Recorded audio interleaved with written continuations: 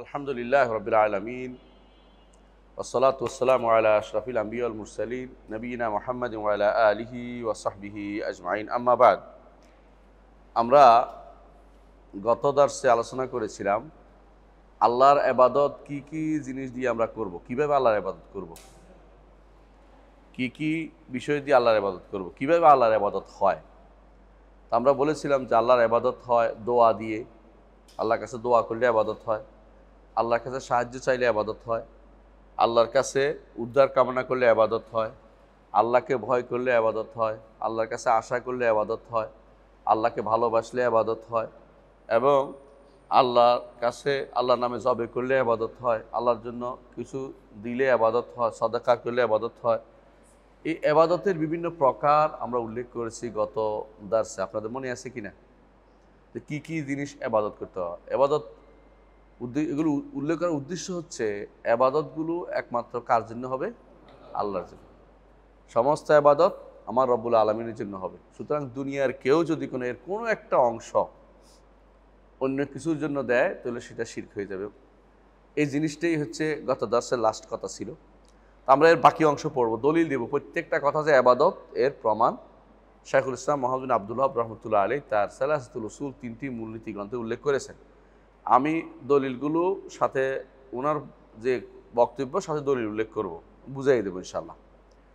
তিনি বলেছেন যে সমস্ত ইবাদতের নাম এতক্ষণ বলেছি আমরা, ইবাদত অনেকগুলো প্রকার বলছি না, সেগুলো কোনোটা আছে কি শুধু অন্তরের ইবাদত, যেমন কি ভালোবাসা। ভালোবাসা দেখা যায় না, দেখা যায় না। কোনোটা আছে অন্তর ইবাদত, যেমন ভয়, যেমন ভরসা, যেমন আশা, এগুলি ভিতরে থাকে, দেখা যায় না। যেমন আল্লাহর জন্য লজ্জা করা, যেমন আল্লাহ তাকওয়া অবলম্বন করা, এগুলো অন্তরের ভিতরে থেকে যায়, দেখা যায় না। আর কিছু কিছু ইবাদত আছে মুখে করা হয়, যেমন কি দোয়া করা, আল্লাহকে তো দোয়া করছি, তাই না? আর কিছু কিছু ইবাদত আছে অঙ্গ প্রত্যঙ্গ দিয়ে করা হয়, যেমন সালাত, যাকাত, সাওম, হজ, যতগুলি আছে এগুলো অঙ্গ প্রত্যঙ্গ দিয়ে করা হয়। তাহলে ইবাদত 3 প্রকার, মানুষের অ্যাক্টিভিটিস 3 রকম, ইবাদতও 3 রকম। কোনোটা মুখ দিয়ে, কোনোটা অন্তর দিয়ে, কোনোটা অঙ্গ প্রত্যঙ্গ দিয়ে। কিন্তু সবটাতেই ইবাদত হওয়ার জন্য সবটাতেই অন্তরটা থাকতে হবে, অন্তর অনুভূতিটা থাকতে হবে। শিরিক হওয়ার জন্য যে কোনো একটা গেলে শিরিক হয়ে যায়, বুঝছেন? মানে আপনি যখন দোয়া করতেছেন তখন যদি মনে নাই এমনি হাত তুলেছেন তাহলে তো কোনো গুনাহ হইতেছে না, মানে অনিচ্ছাকৃত হয়েছে। কিন্তু হাত তুলছেন, অন্তরে চাইছেন, অন্তর থেকে না চাইলেও শিরিক হবে। চাইছেন কেন? শুধু চাওয়াটা একটা শিরিক, অন্তরে ইবাদত আরেকটা শিরিক, আরেকটা হবে, ডবল এবার শিরিক হবে। অন্তর থেকে চাওয়া একটা, অন্তর থেকে না চাইলেও শিরিক। কেউ যদি বলে যে আমি সিজদা করছি তবে অন্তর থেকে করি না, ওসব চলবে না। তার সিজদা করাটা একটা ইবাদত, বুঝেছ? সিজদা করাটা একটা ইবাদত, রুকু করাটা একটা ইবাদত। অন্তর থেকে করছি কিনা এটা দেখার বিষয় আমার দায়িত্ব না, কারণ তুমি তো এই কাজটা ইবাদত হিসেবে শরীয়তে আসছে, এটাকে আল্লাহর জন্যই করতে হবে, কারোর জন্য তুমি রুকু সিজদা করতে পারবে না। এই সমস্ত ইবাদত, জামিউল ইবাদাত, এতক্ষণ যা যা বর্ণিত হয়েছে এগুলো কুল্লুহা লিল্লাহি তাআলা, একমাত্র আল্লাহর জন্য হবে। কার জন্য হবে? আল্লাহর জন্য। এখন আল্লাহর জন্য যে সব ইবাদত করতে হবে, এটা দলিল কি? আল্লাহর জন্য সব ইবাদত আল্লাহর জন্য হতে হবে, দলিল কি লাগবে না? এটা বলতে হবে। কেউ যদি আপনাকে বলে, বেদাতিরা বলতে পারে হ্যাঁ আমি মানলাম আল্লাহ ইবাদত পাবে, তো আমরা যেটা করতেছি এটিতে ইবাদত না, তখন বলবো যে এগুলি ইবাদত, কারণ এই কোরআন হাদিস দলিল আছে এবং আল্লাহর জন্যই সবটা করতে হবে। প্রমাণ হচ্ছে আল্লাহ তাআলা বলছেন ওয়া আন্নাল মাসাজিদা লিল্লাহি ফালা তাদউ মা আল্লাহি আহাদা। মসজিদ আল্লাহর জন্য, সুতরাং আল্লাহ ছাড়া কাউকে ডাকিও না, আল্লাহর সাথে কাউকে ডাকিও না। মসজিদ বলতে কি বুঝাইছে? সেজদার জায়গা, সেজদার জায়গা। এই যে মসজিদ আমাদের, এটা মসজিদ, সেজদার জায়গা। আবার মসজিদ বলতে বোঝায় সেজদার স্থানও বোঝায়, ব্যক্তি সেজদার যে অঙ্গ এগুলিকেও বোঝায়। একজন ব্যক্তি মানে সেজদা করে সেজদার জায়গাতে, আর সেজদা করে সেজদার অঙ্গ দিয়ে। সেজদার অঙ্গ কয়টা? 7টা। এই 7টি অঙ্গ কার জন্য প্রণিপাত হবে? আল্লাহর জন্য শুধুমাত্র নিবেদিত হবে। এই 7টি অঙ্গের কোনো কিছু আল্লাহ ছাড়া কারোর জন্য দিবে না। নাকে ক্ষত না, কপাল ঘষানো না, হাতের বিনয়ও না, হাঁটুর বিনয়ও না, বুঝছেন তো, আঙ্গুলের মাথায় বিনয়ও না, এগুলি কাউকে দিব না। এগুলি কার জন্য? আল্লাহর জন্য। তাহলে আন্নাল মাসাজিদা লিল্লাহ এর দুইটা অর্থ হয়। আমার তাফসিরের মধ্যে আপনি দুইটা অর্থই পাবেন। একটা হলো এই সাজদার জায়গাগুলো আল্লাহর জন্য, জায়গাগুলো মসজিদগুলো এটা যেমন সাজদার জায়গা, আমার শরীরের সাজদার অঙ্গগুলো এগুলি কার জন্য নিবেদিত হবে? আল্লাহর জন্য নিবেদিত হবে। কেউ যদি বলে আমি মসজিদে তো দেই নেই, মসজিদ উদ্দেশ্য না, উদ্দেশ্য হলো সাজদার অঙ্গগুলো আল্লাহ ছাড়া কারো জন্য নিবেদিত হইতে পারবে না। বুঝে আসছে কথাটা? তাহলে দুইটা অর্থ, মসজিদও আল্লাহ ছাড়া কাউকে ডাকেন না, মসজিদের বাইরে যখন সেই যা দিয়ে ডাকতে হয় এগুলি আল্লাহ ছাড়া কারোর জন্য দিতে নিবেদন করতে পারবেন না। আপনার যাবতীয় আবাদত আল্লাহর জন্য দিতে হবে। এটা হচ্ছে আন্নাল মাসাজিদা লিল্লাহি ফালা তাদউ মা আল্লাহি আহাদা। সুতরাং যেহেতু এগুলির মালিক কার? আমাদের শরীরের অঙ্গের মালিক কে? আল্লাহ। এই মসজিদের মালিক কে? আল্লাহ। সুতরাং আল্লাহ ছাড়া কারো জন্য সিজদা করব না, আল্লাহ ছাড়া কারো জমিনের কোনো কিছু বা আকাশের কোনো কিছু আল্লাহর সাথে শরিক করব না, আল্লাহর সাথে কাউকে শরিক করব না, এবং আল্লাহ ছাড়া কারোর জন্য আমি নিজের কোনো অংশকে আল্লাহ ছাড়া কারোর জন্য দিব না। এর অর্থ হচ্ছে আপনি পরিপূর্ণভাবে কার বান্দা হইতে হবে? আল্লাহর বান্দা হইতে হবে, আল্লাহর দাস হইতে হবে। সেইটা যেই হোক না কেন, কায় নাম্মান কান, যেই হোক না কেন, কারণ সব কিছুর মালিক হচ্ছেন আল্লাহ, সব কিছুর মালিক হচ্ছে আল্লাহ, সব আবাদত তিনিই পাবেন। যিনি মালিক তিনি আবাদত পাবেন, যিনি মালিক তিনি আবাদত পাবেন। যিনি আমার মালিক যদি আল্লাহ হয়, অন্য কেউ তার কোনো আবাদতের কোনো অংশ পেতে পারে না। ফামান সরাফা মিনহা শাইআন লিগাইরিল্লাহ, শাইখুল ইসলাম মুহাম্মদ বিন আব্দুল্লাহ বলতেছেন, ফামান সরাফা মিনহা, যে সমস্ত আবাদতের কথা আমি এতক্ষণ বর্ণনা করেছি, এগুলির কোনো কিছু কেউ যদি কোনো আল্লাহ ছাড়া অন্য কারোর জন্য দেয়, ফাহুয়া মুশরিকুন কাফিরুন, সে মুশরিক এবং কাফের। আল্লাহ ছাড়া অন্য কার জন্য দিতে পারে? আল্লাহ ছাড়া কার জন্য দিতে পারে? যেমন মৃত ব্যক্তির জন্য দিতে পারে, কবরের জন্য দিতে পারে, মূর্তির জন্য দিতে পারে, গাছের জন্য দিতে পারে, মাছের জন্য দিতে পারে, কুমিরের জন্য দেয় কেউ কেউ, দেখছেন না? খান জাহানের এখানে কুমিরের জন্য দিচ্ছে, খান জাহান কুমিরের জন্য দিচ্ছে। তো যা আল্লাহ ছাড়া যার জন্যই আপনি দেন না কেন, যার জন্য দেন, উপস্থিত কোনো ব্যক্তিকে যদি দোয়া দিয়ে দিচ্ছেন, দোয়া যদি না করেন, বলেন যে কি তার কাছে আশা করতেছেন, অথবা তাকে ভয় করতেছেন, অথবা তার কাছে প্রয়োজন পূরণের জন্য হাত পাচ্ছেন বা কিছু চাইছেন যে আমার প্রয়োজন পূরণ করে দাও, অথবা তার কাছে আমার বিপদ থেকে তাকে উদ্ধার করে দাও, এই জাতীয় যত রকমের যত কিছু আছে, আল্লাহ ছাড়া কারো কাছে সেটা নিবেদন করার কোনো সুযোগ নেই। যে কেউ এটা করবে সে ব্যক্তি মুশরিকও কাফেরও। মুশরিকও বললো, কাফেরও বললো, দুইটা বললো কেন শেখে? মনে রাখবেন, মুশরিক এবং কাফের দুইটাই, মুশরিকও ইসলাম থেকে বের করে দেয়, কাফের ইসলাম থেকে বের করে দেয়। বুঝে আসছে? কারণ শাইখুল ইসলাম ইবনে তাইমিয়া বলেন, মুসলিমরা এবারে একমত যে কোনো বান্দার জন্য, কোনো মানুষের জন্য জায়েজ নয় সে আবাদত করবে, অথবা ডাকবে, অথবা উদ্ধার কামনা করবে, অথবা ভরসা করবে আল্লাহ ছাড়া অন্য কারো উপর। যেগুলি করবে সেটা একমাত্র আল্লাহর জন্য করতে হবে। এবং যে কেউ কোনো নবীর আবাদত করবে, নৈকট্যপ্রাপ্ত নবীর অথবা রাসূলের অথবা ফেরেশতার, অথবা তাকে ডাকবে, অথবা তার কাছে উদ্ধার কামনা করবে, সেই ব্যক্তি মুশরিক। সুতরাং বোঝা গেল মুশরিক অর্থাৎ শিরিককারী, অংশীদার করছে, সেও কাফের তো কাফের আছেই। কিন্তু একটা দিন দরকার, মুশরিক কাফের দুইটা উল্লেখ করার কারণ হচ্ছে, কখনো কখনো শিরিক হয়, কাফের হয় কিন্তু মুশরিক হয় না। কিন্তু সমস্ত মুশরিকই কাফের, কিন্তু সমস্ত কাফের মুশরিক না। ধরেন একজন মানুষ কবরের তোয়াফ করলো, অথবা আল্লাহ ছাড়া কাউকে ডাকলো, এখন তাকে মুশরিকও বলবেন, কাফেরও বলবেন। বুঝে আসছে কথাটা? আল্লাহ ছাড়া অন্য কাউকে কাছে ডাকলো, আহ্বান করলো, চাইলো, অথবা কবর তোয়াফ করলো, অথবা কবর কোনো এর নামে জবাই করলো, সেই ব্যক্তি আল্লাহর হক সরাসরি দিল। এই ব্যক্তি মুশরিকও কাফেরও।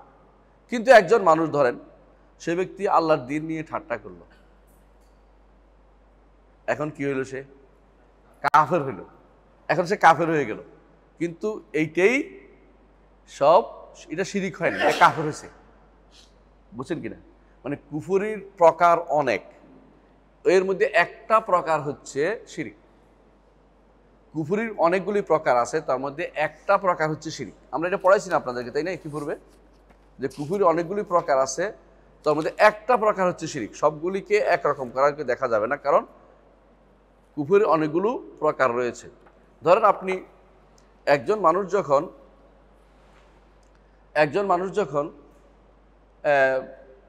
কাফেরের সাথে বন্ধুত্ব করলো, এমন বন্ধুত্ব কাফেরকে অভিভাবক বানিয়ে ফেললো, তাহলে সে কি হয়ে যাবে? কাফের হয়ে গেল, কিন্তু এটা শিরিকের জায়গায় পড়ে না। বুঝে আসছে কথাটা? আবার ধরেন একজন মানুষ কোরআন শরীফটা নিয়ে ময়লা ফেললো, কি হবে? কাফের হবে, কিন্তু শিরিকের জায়গায় পড়ে না। শিরিক হইল আল্লাহর অংশকে কাউকে দিয়ে দেয়া। আল্লাহ যেটা পাবে, আল্লাহ কিভাবে আবাদত পাবে, যাবতীয় আবাদত এখন যা বলেছে এগুলি যদি অন্য কাউকে দেয় তাহলে মুশরিক হইল। তো যতগুলি মুশরিক আছে সবগুলি কাফের, কিন্তু যত কাফের আছে সব মুশরিক না। বুঝছেন তো? এই জন্য জগতের যতগুলি মুশরিক আছে সবগুলি কাফের। হিন্দুরা সব মুশরিক, আবার কাফেরও। শিরিক করে তারা সব সময়, আল্লাহর সাথে শরিক করতেছে। কিন্তু মানুষের মধ্যে অনেক মানুষ আছে যারা কাফের হয়ে যাচ্ছে, হ্যাঁ, তারা কিন্তু আবার অনেক সময় কি নাই, শিরিক না করেও কাফের হয়। উভয়ের পরিণাম কিন্তু জাহান্নাম, আখিরাতে উভয়ের পরিণাম জাহান্নাম। কাফের হইলেও জাহান্নাম, মুশরিক হইলেও জাহান্নাম। কিন্তু পার্থক্য হচ্ছে, মুশরিক হচ্ছে কুফরি নামে বিশাল ঘরের একটা অংশ। কেউ যদি কোনো আল্লাহকে মিথ্যা বলে, নাউজুবিল্লাহ, সে ব্যক্তি কাফের, কিন্তু মুশরিক না। কেউ যদি কোনো রাসূলকে মিথ্যা বললো, কাফের না মুশরিক? কাফের। বুঝছেন তো? হ্যাঁ, কেউ যদি কোনো ফেরেশতাদেরকে বিশ্বাস করলো না, সে ব্যক্তি কি? কাফের। মুশরিক না কাফের? বুঝছেন তো? কাফের। কিন্তু কেউ যদি কোনো আল্লাহ ছাড়া অন্য কাউকে একটা সিজদা করলো, মুশরিক ও কাফেরও। মানে এটা হলো একটা অংশ, যেখানে অংশীদারিত্বের প্রশ্ন আসবে, যেখানে আল্লাহর সাথে সাদৃশ্য দেওয়ার প্রশ্ন আসবে, তখনই সেটা হবে মুশরিক এবং কাফের। আর যখন এর বাইরে ইমানের আরো অনেকগুলো শাখা আস্ত আছে, সেগুলি যদি কোনো অস্বীকার করে, তাহলে সে ব্যক্তি কি হয়ে যাবে? কাফের হয়ে যাবে। ধরেন একজন মানুষ বলল যে ফজরের সালাত নাই, সে ব্যক্তি কি হবে? কাফের, কিন্তু মুশরিক না। একজন মানুষ হাদিস অস্বীকার করলো, সে ব্যক্তি কাফের, কিন্তু মুশরিক না। কিন্তু এই ভাগটা শুধু বুঝার জন্য বলছি। আখিরাতের পরিণামের দিক থেকে উভয় জাহান্নামে, মুশরিকও জাহান্নামে, কাফেরও জাহান্নামে যাবে। কাফের জাহান্নামে বহু কারণে যায়। এই জন্য দেখেন, ঈমান ভঙ্গের কারণ অনেকগুলো, এর মধ্যে একটা হচ্ছে শিরিক। ঈমান ভঙ্গের কারণ অনেকগুলো, একটা হচ্ছে শিরিক, যেটা আল্লাহর ঈমান বিল্লাহর সাথে সম্পৃক্ত। আমরা বল ঈমান বিল্লাহ, মালাইকাতি, কুতুবি, রুসুলি, ওয়াল ইয়াউমিল আখির, ওয়াল কদর খাইরি শাররি, বলি না? 6টা আছে না? এই 6টার মধ্যে যেটা আল্লাহ তাআলার উপর ঈমান আনার সাথে সম্পৃক্ত, এইটা হচ্ছে তাওহীদ। এর বিপরীতটা হচ্ছে শিরক। বুঝছেন তো? যে ব্যক্তি আল্লাহর উপর ঈমানের জায়গাতে উল্টাপাল্টা করবে, সেই ব্যক্তি মুশরিক হয়ে যাবে। কিন্তু অন্য আরো 5টা আছে না, ওই 5টা যে ব্যক্তি অস্বীকার করবে, সে ব্যক্তি কি হবে? কাফের হবে। তাহলে বোঝা গেল যে কাফের হওয়ার পরিধি অনেক বড়। কেউ যদি ধরেন সব মানে, কিন্তু জাহান্নাম মানতেছে না, সে কি হবে? কাফের। বুঝছেন তো? ওখানে শিরকের প্রশ্ন আসছে, আসবে ওই জায়গায় যখন কেউ আল্লাহর ইবাদত বা আল্লাহর অস্তিত্ব বা আল্লাহর নাম গুণ, ওখানে যদি কেউ আল্লাহর কর্ম কেউ অস্বীকার করে, তখন সে ব্যক্তি হবে মুশরিক। অংশীদার করে বা অস্বীকার করে। কিন্তু অন্যান্য যে সমস্ত আরকানুল ইসলাম আছে বা আরকানুল ঈমান আছে, হ্যাঁ, ঈমানের অন্যান্য রোকন বা ইসলামের অন্যান্য রোকন, এগুলি কেউ যদি কোনো অস্বীকার করে বা অস্বীকার করে, সেগুলি কি হবে? কাফের হয়ে যাবে। তাহলে কাফের হওয়ার পরিধিটা অনেক বড়, অনেক কারণে কাফের হয়। যেটাই করুক, কাফের হোক বা মুশরিক হোক, তার পরিণতি আখিরাতে কোথায়? চিরস্থায়ী জাহান্নাম, কোনো দিনেই বেরোতে পারবে না। দলিল কোরআনে কারীমে সূরা আহজাবের 64 নম্বর আয়াত, আল্লাহ তাআলা বলছেন, ইন্নাল্লাহা লাআনাল কাফিরিনা ওয়া আ'আদ্দা লাহুম সাঈরা। আল্লাহ তাআলা কাফেরদের উপর লানত করেছেন কাফেরদের উপর লানত করেছেন এবং তাদের জন্য জাহান্নাম নির্ধারণ করে রেখেছেন। জাহান্নাম নির্ধারণ করে রেখেছেন। তো কাফেররা যে জাহান্নামে নির্ধারিত হবে সূরা আহজাবের 64 নম্বরে আল্লাহ তাআলা বলে দিয়েছেন যে কাফের হলো জাহান্নাম। এখন বলে মুশরিক জাহান্নামে যাবে, এটা তো সবাই জানি আমরা, তাই না? সূরা মায়েদার 72 নম্বর আয়াতে আল্লাহ তাআলা বলছেন ইন্নাহু মাইয়ুশরিক বিল্লাহ ফাকাদ হারামাল্লাহু আলাইহিল জান্নাহ, যে কেউ আল্লাহর সাথে শরীক করবে আল্লাহ তার উপরে জান্নাতকে হারাম করে দিয়েছেন। ওমা লিয-যালিমিন ওয়াহুন নার, এবং তার ঠিকানা হবে জাহান্নাম। ওমা লিয-যালিমিন মিন আনসার, জালেমদের জন্য কোনো সাহায্যকারী থাকবে না। তাহলে ঈমান সে মুশরিক হোক বা মুমিন হোক, দুনিয়াতে আমরা ভাগ করছি কি জন্য? বুঝার জন্য কোন জায়গাতে শিরকের জায়গা আর কোন জায়গায় কুফরের জায়গা, এটা বোঝার জন্য। কিন্তু আখিরাতে মুশরিকও জাহান্নামী, কাফেরও জাহান্নামী। সেই হিসাবে ইহুদি নাসারারা কি? কাফের, বুঝছেন তো? ইহুদি নাসারা আবার কেউ যদি কোনো আল্লাহর সাথে শরীক করে তখন মুশরিক। এমনকি যদি কোনো একজন এমন কোনো ইহুদি নাসারা পাওয়া গেল, যে ব্যক্তি ধরেন যে সে শিরিক করে নাই, কথার কথা ধরে নেওয়ার জন্য বলতেছি, এটা কোনো আমি বাস্তব বলতেছি না, বুঝার জন্য বলতেছি, কিন্তু সে রাসূলুল্লাহ সাল্লাল্লাহু আলাইহি ওয়াসাল্লামকে মানে নাই, কি হবে? কাফের, বুঝছেন তো? এই কারণে তারা জাহান্নামী। এই জন্য মুসলিম ছাড়া কেউ জান্নাতে যেতে পারবে না। আর মুসলিম হইতে হলে ওই ঈমানও ঠিক থাকতে হবে, ইসলামও ঠিক থাকতে হবে। অর্থাৎ মুসলিম হইতে হলে ঈমানের আরকানগুলি সব থাকতে হবে, ইসলাম এবং ইসলামের আরকানগুলি সব ঠিক থাকতে হবে। বুঝে আসছে কথাটা? এই মুসলিমের বিপরীত হইল কাফের, আর তাওহীদবাদীর বিপরীত হইল শিরিকবাদী।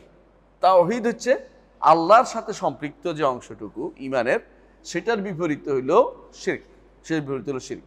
এই জন্য জগতের যত মুসলিম ছাড়া যা আছে সবাই মুশরিক, আগে কাফের পরে মুশরিক যদি পাওয়া যায় শিরিক।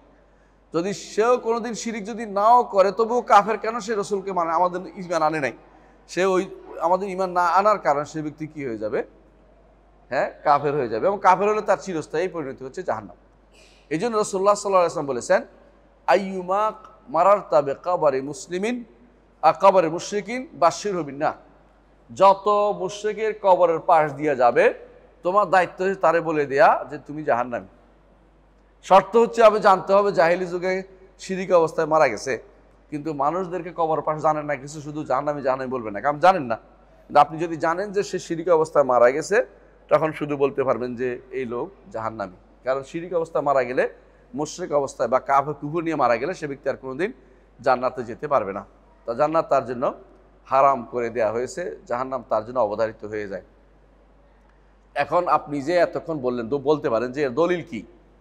যে কাফের মুশরিক তারা তো আপনি বললেন যে চিরস্থায়ী জাহান্নামী, দলিল কি? দলিল আল্লাহ বলছে সূরা মুমিনুনের 117 নম্বর আয়াত আল্লাহ তাআলা বলছেন, সূরা আল মুমিনুনের 117 নম্বর আয়াত আল্লাহ তাআলা বলছেন ওয়া মান ইয়াদউ মা আল্লাহি ইলাহান আখারা, যে কেউ আল্লাহ ছাড়া অন্য কোনো ইলাহকে ডাকবে, অন্য কোনো মাবুদকে ডাকবে, অর্থাৎ কোনো ইবাদত আল্লাহ ছাড়া অন্য কারোর জন্য দিয়ে দিবে, আল্লাহকে যেটা দিয়ে ইবাদত করতে হইতো, যা দিয়ে আল্লাহর ইবাদত আমরা করি এগুলো অন্য কাউকে দিবে, লা বুরহানা লাহু বিহি, এই দেয়ার মধ্যে তার কোনো প্রমাণ নাই, তার প্রমাণ থাকেও না।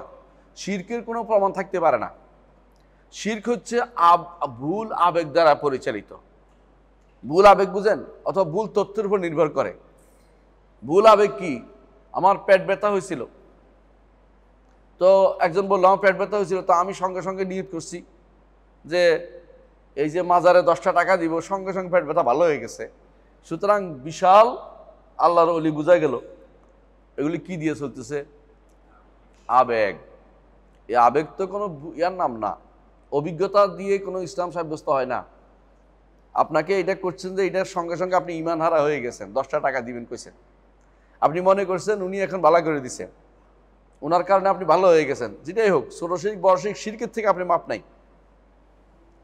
এই যে ধারণাটা আসছে, এটা কোনো প্রমাণ নাই আপনার, এই জন্য শিরকের কোনো প্রমাণ থাকে না। আল্লাহ তাআলা বলছেন লা বুরহানা লাহু বিহি, যে কেউ আল্লাহর যে ইবাদত করতে অন্য কাউকে দিবে, এই ইবাদতের পক্ষে তার কোনো প্রমাণ থাকতে পারে না। তাহলে কি হবে? ফাইন্নামা হিসাবু ইনদা রাব্বিহি, যেহেতু তার কোনো প্রমাণ নাই, শিরকের কোনো প্রমাণ থাকে না কোনোদিনই। শিরক হচ্ছে আবেগ তাড়িত হয়ে করা, অথবা মানুষকে আবেগ তাড়িত হয়ে করা। এই জন্য ফাইন্নামা হিসাবু ইনদা রাব্বি, তার শাস্তি আমার রবের কাছে। কিয়ামতের দিন কিভাবে শাস্তি দিবেন? চিরস্থায়ী জাহান্নামে দিবেন। কারণ লা ইউফলিহুল কাফিরুন, কাফের কোনোদিন কি হবে না? সফল কাম হবে না। যে একবার জাহান্নামে ঢুকছে সে হচ্ছে বিফল, আর জাহান্নাম থেকে যে ব্যক্তি মুক্তি পেয়েছে সে হচ্ছে সফল। দলিল আল্লাহ বলছেন কোরআনে কারিমে যে রব্বানা ইন্নাকা মান তুদখিলিন নারা ফাকাদ আখযাইতা ওয়া মা লিয-যালিমিন মিন আনসার। ঈমানদাররা দোয়া করে, যাকে আপনি জাহান্নামে প্রবেশ করে তাকে তো অপমান করছেন। হ্যাঁ, সূরা আল ইমরানের শেষের দিকের আয়াতগুলো, যাকে তো আপনি জাহান্নামে ঢুকাইছেন তারা অপমান করছেন। কাফের যে অপমান করছেন তার জন্য কোনো কি নাই, আর কোনো জান্নাত নাই, শেষ হয়ে গেছে। তো বোঝা গেল যে আয়াত তো এই সূরা মুমিনের 117 নম্বর আয়াত আমাদের প্রমাণ করছে যে কাফের জাহান্নামে যাবে, সফল কাম হইতে পারবে না। ইন্নাহু লা ইউফলিহুল কাফির, সফল কাম হইতে পারবে না। আর শিরক এবং কুফর যেটা আছে এটা একই হুকুম, যেটা হচ্ছে চিরস্থায়ী জাহান্নাম। আমাদের সমাজে কিছু কিছু পণ্ডিত আছে, তারা বলবে অমুককে কাফের বলতে পারেন না, মুশরিক বলতে পারেন, আবার মুশরিক বলতে পারবেন না, কাফের বলতে পারবেন। কেন? তাদের উদ্দেশ্য হচ্ছে তাদের সাথে একটা সম্পর্ক বজায় রাখা। মনে রাখবেন, কাফের মুশরিক হচ্ছে সবচেয়ে নিকৃষ্টতম জীব, হাইওয়ানাতের চেয়েও খারাপ, জীবজন্তুর চেয়েও খারাপ। জীবজন্তু মাটি হয়ে যাবে কিন্তু আগুনে জ্বলবে না, কিন্তু এরা কাফের মুশরিকরা আগুনে চিরস্থায়ী হবে। আপনাকে যদি কোনোভাবে কাফের মুশরিকরা প্রভাবিত করে কুফরিতে নিয়ে যেতে পারে, তাহলে আপনিও কি হলেন? সবচেয়ে হতভাগা ব্যক্তি হয়ে গেলেন। আপনার মতো হতভাগা আর কেউ নেই। কিন্তু যদি আপনাকে একটা হাইওয়ানে গুঁতো দিয়ে মেরেও ফেললো, অন্তত কি হইলো? আপনার তো আর ঈমান আরা হলেন না। তো হাইওয়ানের চেয়ে খারাপ হচ্ছে, একটা জীবজন্তুর চেয়ে খারাপ হচ্ছে কাফের মুশরিক। এই জন্য আমরা অনেক সময় বলি লাইসা বাদাল কুফরে দাম্বুল, কুফরির পরে আর গুনার দরকার নেই। কুফরি হয়েছে এটাই বড় গুনাহ, কুফরির পরে আর গুনার দরকার নেই। আপনি এই যে বড় বড় দেশের কাফেরদের দেশের শাসকগুলো, এগুলি এত প্রশংসা করার দরকার নেই। এগুলি এমনিতেই কাফের, এমনিতেই মুশরিক, এমনিতে হাইওয়ানাতের চেয়ে খারাপ, এগুলি যে কোনো জীবজন্তুর চেয়ে খারাপ। এমনকি এই ডিউজি সাহেবের চেয়েও খারাপ, ডিউজি সাহেবের চেয়েও খারাপ এগুলি। এই জন্য আমি ওদের ব্যাপারে দৃষ্টিভঙ্গি এইভাবে রাখতে হবে। ওদের ভালোবাসার প্রতি আগ্রহী হলে আপনি ঈমান বাদ দিয়ে কুফরকে পছন্দ করতেছেন। এই জন্য তাদের সাথে আপনার ভালোবাসার কোনো সম্পর্ক থাকতে পারে না। ঈমানদাররা সবসময় চিন্তা করে যে যে কোনোভাবে হোক আমার ঈমান রক্ষা করতে হবে। আমি নেয়ামতের জায়গা পেয়েছি, জান্নাত পাবো শুধু ঈমানের কারণে। আর ঈমান হারা হয়ে যায়, এটা কুফরি দিয়ে হোক অথবা শিরক দিয়ে হোক, আমার চেয়ে হতভাগা আর কেউ নাই। আমার মধ্যে আর অন্যের মধ্যে কোনো পার্থক্য নাই। আবু লাহাব তো সুন্দরও ছিল, এমনকি রসুলের বংশের লোক ছিল, রসুলের চাচা ছিল, কোন দিক থেকে কম ছিল? সব দিক থেকে একেবারে সেরা, কুরাইশের সেরা ব্যক্তিত্ব, কিন্তু হয়ে গেল সবচেয়ে নিকৃষ্ট ব্যক্তিত্ব। কেন? ঈমানের কারণে। ঈমান নাই, কিছুই নেই, ঈমান নাই, কিছুই নেই। আবার দূর দূরান্তের লোকেরা, সালমান ফারসি পারস্য থেকে গিয়েও, এবং বেলাল হাবশি হাবশা থেকে গিয়েও, সোহাইব আর রুমি রুম থেকে এসেও ওনারা মক্কায় বসবাস করে ঈমান আনছে। ওনারা হয়ে গেলেন সৃষ্টির সেরাদের অন্তর্ভুক্ত হয়ে গেলেন, সৃষ্টির মধ্যে যারা সেরা তাদের মধ্যে অন্তর্ভুক্ত হয়ে গেলেন। কেন? ঈমানের কারণে। সুতরাং বোঝা গেল ঈমান হচ্ছে মাপকাঠি, যা দিয়ে মানুষকে ভালোবাসবেন, যা দিয়ে মানুষকে ঘৃণা করবেন। ঈমানের উপর নির্ভর করবে আপনার ভালোবাসা এবং আপনার ঘৃণা করার বিষয়টা। এই জন্য যেটা বলছি, ইবাদত কার জন্য হবে? একমাত্র আল্লাহর জন্য হবে। অন্য কারোর জন্য করলেই আপনি মুশরিক, আপনি কাফের। মুশরিক আগে, তারপরে কাফের। অন্য জায়গাতে অনেক সময় কাফের হন কিন্তু মুশরিক হন না। বলছিলাম না, উদাহরণ দিচ্ছি আপনাদেরকে। ঈমানের অন্যান্য রোকনের ক্ষেত্রে যদি কেউ অস্বীকার করে, উল্টাপাল্টা করে, তাহলে সে কাফের হয়ে যায়। এমনকি কেউ যদি কোনো, এটাও বলেছেন আলেমরা, কেউ যদি কোনো আজান অস্বীকার করে সেও কাফের হয়ে যাবে। আজান নাই বলে দিল, কাফের হয়ে যাবে। ইসলামের একটা প্রকাশ্য শিআর, নিদর্শন হচ্ছে আজান।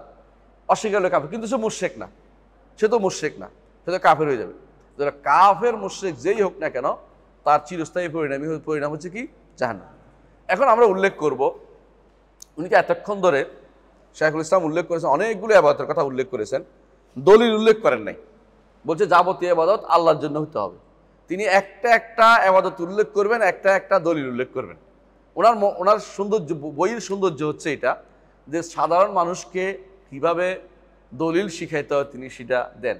এর সুবিধা হচ্ছে কি, যত বড় পণ্ডিতে হোক দেখবেন তিনি একবারে বহু বছরের মুহাদ্দিস, তিনি অন্তরে বহু বছরের একেবারে এই হাদিস বিষয় বহু মুক্তমুখ বিরাট মাদ্রাসার বড় কিছু, দলিলের ক্ষেত্রে দেখবেন যে আপনাদের সাথে পারবে না যদি দলিলগুলি মুখস্থ করতে পারেন। এই দলিলগুলি মুখস্থ করে রাখবেন, দেখবেন যে এটা যে ইবাদত কেমনে বুঝছি, দলিল এটা ঠিক। শাইখুল ইসলাম মুহাম্মদ আব্দুল ওয়াহাব রাহমাতুল্লাহ এখন একটা একটা করে আপনাকে এতক্ষণ যা বলেছে এগুলি ইবাদত, একটা একটা করে দলিল দিবে, একটা শব্দ বলবে এবং দলিল দিবে। তিনি এখন বলতেছেন সবচেয়ে বড় ইবাদত যেটা মানুষের সবসময় কাজে লাগে এটা দোয়া। যে কোনো ইবাদতের মধ্যে দোয়া আছে। আপনি হজের মধ্যে দোয়া আছে না? আছে কিনা? আছে। যখন সওম রাখেন দোয়া করেন না? আর সারাদিনে তো দোয়া করেন, রোজা মুখে দোয়া মানুষ বলে। আর যখন যাকাত দেন তখনও দোয়া আছে, যখন সালাত আদায় করেন তখনও দোয়া আছে। দোয়া ছাড়া আপনি চলেন না। যখন মন নরম হয় তখনই দোয়া করতে থাকেন। দোয়াটা একমাত্র আল্লাহর কাছে চাইতে হবে সবসময়। দেয় এই জন্য তিনি প্রথমে আনছেন যে এগুলি দলিল। একটা দেখো দলিল, দোয়া দে ইবাদত, এর দলিল কি? দলিল হচ্ছে এটা আল্লাহ রাসূল সাল্লাল্লাহু আলাইহি ওয়াসাল্লাম বলেছেন আদ-দুআউ মুখুল ইবাদা। যদিও হাদিসটা হচ্ছে আদ-দুআ হুয়াল ইবাদাটা বেশি শুদ্ধ, মুখুল ইবাদা হাদিসটা আছে, এটাও হাদিসে আছে, তবে হাদিসটার মধ্যে সনদ দুর্বলতা আছে। কিন্তু শুদ্ধ হচ্ছে এটা, শুদ্ধ একটা যেটা আছে এরপরে আছে, এটা হলো আদ-দুআ হুয়াল ইবাদা। মুখ অর্থ কি? মুখ অর্থ আমরা বুঝি না, মুখ তোর মুখ নাই। আর যারা আর দেশে গেছে ওরা একে অপরকে কয় মুখ মাফি। হ্যাঁ, এটা বলাটা ঠিক না, যদিও মুখ মাফি অর্থ হলো পাগল। মুখ অর্থ হলে মানুষ কয় না ব্রেন নাই, পাগল নাই। পাগল আর কি বন্ধু? মুখ অর্থ হলো ইবাদতের মগজ হচ্ছে কি? দোয়া। ইবাদতের মগজ হচ্ছে দোয়া। অর্থাৎ যে কোনো ইবাদতের মধ্যে দোয়ার একটা এলিমেন্টস থাকে। আর দোয়া দুই প্রকার। দোয়া কয় প্রকার? দুই প্রকার।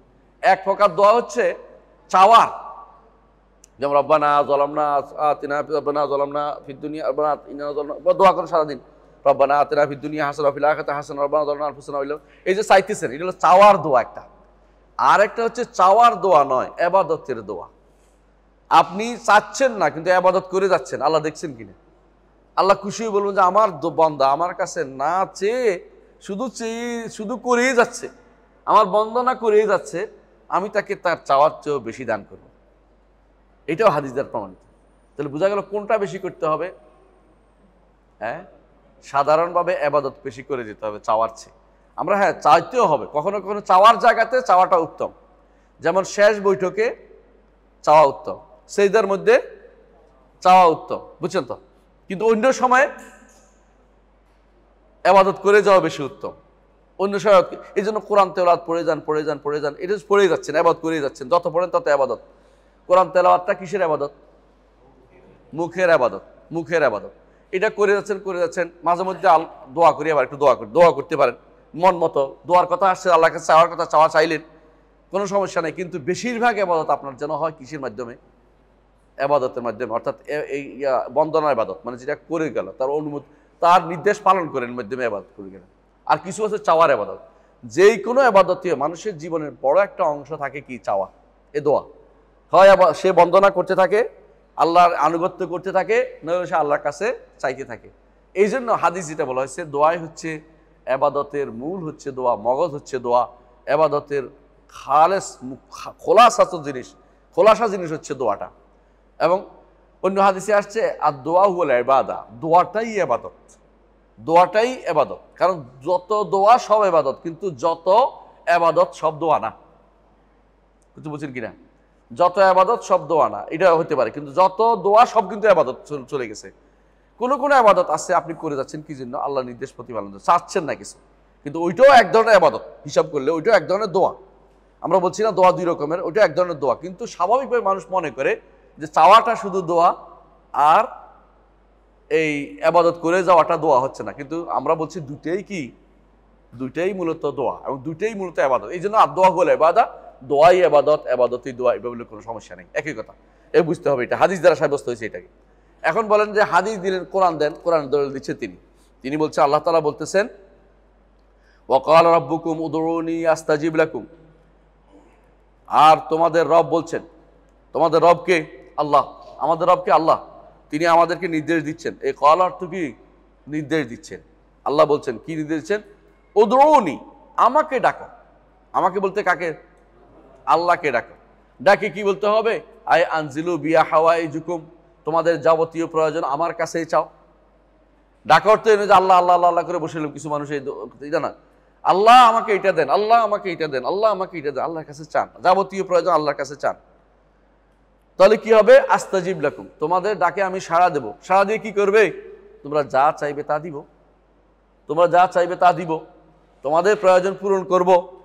ইন্নাল্লাযিনা ইস্তাকবারুনা আন ইবাদাতি, যারা আমার ইবাদত থেকে মুখ ফিরিয়ে নেয়। আগের শব্দ বলছে আমাকে ডাকো, তাহলে ডাকলে ইবাদত হয়, প্রমাণিত হইল তো। মানে যারা আমাকে ডাকো আমি তোমাদের ডাকে সাড়া দিব। যারা আমার কাছে আমার ইবাদত করে না, ইবাদত করে না মানে আগে তো বলো ডাকার কথা, যেহেতু ডাকা আর ইবাদত একই জিনিসের জন্য এখানে বলছে ইবাদত করে না, অর্থাৎ আমাকে ডাকো আমি তোমাদের ডাকে সাড়া দিব। এরপরে যারা আমার ইবাদত করে না, অর্থাৎ যারা আমাকে ডাকে না, একই অর্থে। যারা আমাকে ডাকে না, আমার ইবাদত থেকে মুখ ফিরিয়ে থাকে, অহংকার করে, সায়াদখুলুনা জাহান্নামা দাখিরিন, জাহান্নামে তারা অপমানিত হয়ে প্রবেশ করবে। অপমানিত হয়ে প্রবেশ করে, দাখিরিন তো অপমানিত, অপমানিত হয়ে প্রবেশ করবে জাহান্নামে। কেন জাহান্নামে প্রবেশ করবে? কারণ তারা আমার ইবাদত ছেড়ে দিয়েছে, তারা আমার ইবাদত ছেড়ে দিয়েছে। আর আল্লাহ তাআলার কাছে আমাদের কাছে আমরা একে অপরের কাছে চাইলে কি রাগ করে? কি রাগ করে? এত চাও কেন? অন্য কাছে দেখতে মানুষ দেখো না, আমার কাছে শুধু যদি ফকির 2 দিন দেখেন, তৃতীয় দিন তো রাগ করে গিয়ে আপনার গা আগুন হয়ে যায়, আর কোনো বাড়ি দেখো না, আমার বাড়ি সবসময় তোমার অবস্থা। কিন্তু আল্লাহ তাআলা এমন এক মহান সত্তা, তিনি যত আপনি চাইবেন তার কাছে অত খুশি হয়। বরং যে চাইবে না বলে যে অহংকারী, অহংকার, হ্যাঁ অহংকার করতেছে, আমার কাছে চাও। এই জন্য বলতেছে ইন্নাল্লাযিনা ইস্তাকবারুনা আন ইবাদাতি, যারা আমার কাছে চাওয়া থেকে অহংকার করবে তারা জাহান্নামে অধোমুখে পতিত হবে, অর্থাৎ জাহান্নামে তারা অপমানিত হবে।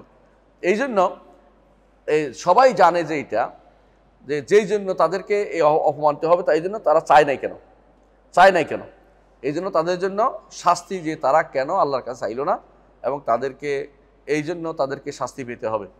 তো তিনি ভালো করে জানেন, বান্দারা ভালো করে জানে যে একমাত্র তিনি ছাড়া কেউ আপনার বিপদ থেকে উদ্ধার করতে পারবে না।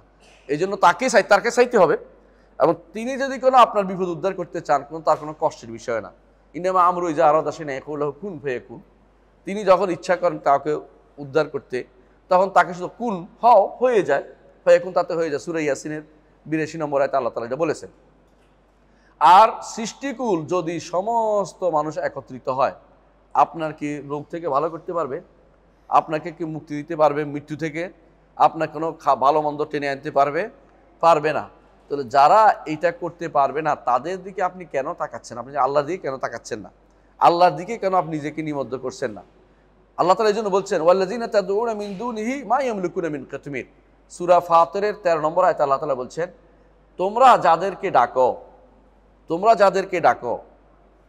যাদেরকে ডাকো এরা কিতমিরেরও মালিক না। কিতমির চিনেন কিনা? হ্যাঁ, খেজুরের না, ছিদ্রটা না, উপরেরটা, পর্দাটা। কিতমির হচ্ছে উপরেরটা, আর একটা হচ্ছে নাকির, ছিদ্রটা। নাকির হচ্ছে ছিদ্রটা, বুঝছেন? নাকির হচ্ছে ছিদ্রটা। আর ফাতিল আছে, এটা খেজুরের ওই মুখের মধ্যে একটা থাকে, রশির মতো টান দিয়ে ফেলে দিতে হয়।